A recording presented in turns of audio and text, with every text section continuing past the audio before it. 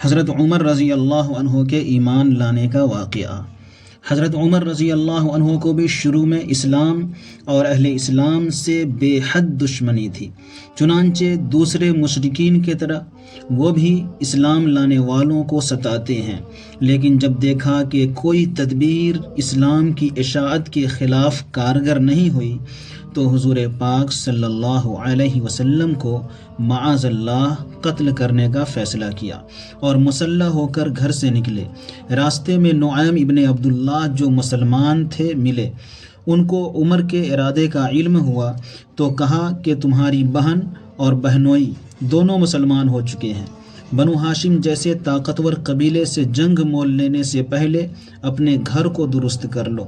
فوراً بہن کے گھر پہنچے، اندر بہن فاطمہ اور بہنوئی سعید ابن زید حضرت خباب ابن الارت رضی اللہ عنہ سے قرآن پڑھ رہے تھے۔ آواز کان میں پڑی تو یقین ہو گیا کہ نعیم کی خبر درست تھی۔ غصے سے دروازہ کھٹکھٹایا، بہن نے جلدی سے قرآن کے اوراق چھپا لیے اور انہوں نے دروازہ کھول دیا۔ حضرت عمر نے پوچھا کہ کیا پڑھ رہے تھے، مجھے دکھاؤ، اور اس کے ساتھ ہی بہنوئی کو مارنا شروع کر دیا۔ بہن نے جانا چاہا تو اسے زور سے منہ پر گھونسا رسید کیا کہ خون بہنے لگ گیا۔ آخر وہ بھی عمر کی بہن تھی، جوش میں آ کر کہنے لگی، جو چاہو کر لو، ہم مسلمان ہو گئے ہیں۔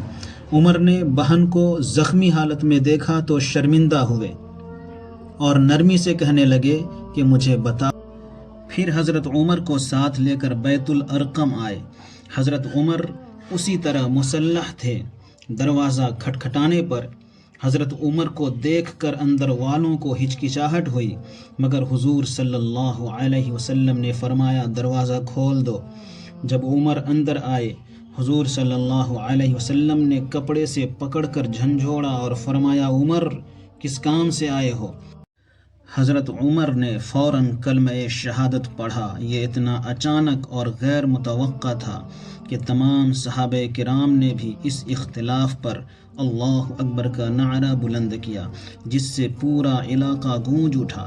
حضرت عمر ایمان لائے تو مسلمانوں کی تعداد خاصی ہو چکی تھی، لیکن وہ بڑی بے کسی کی حالت میں تھے، ان کے لیے اعلانیہ نماز پڑھنا ممکن نہ تھا۔ حضرت عمر کے اسلام لانے سے اسلام کی تاریخ میں نیا دور شروع ہوا۔ انہوں نے بھرے مجمع میں اپنے اسلام کا اعلان کیا۔ 30-40 مسلمانوں کی جماعت کو قطار میں لے کر حرم کعبہ میں پہنچے، باجماعت نماز ادا کی، اور کسی شخص کو ہمت نہ ہوئی کہ حضرت عمر رضی اللہ عنہ کے مقابلے میں آئے۔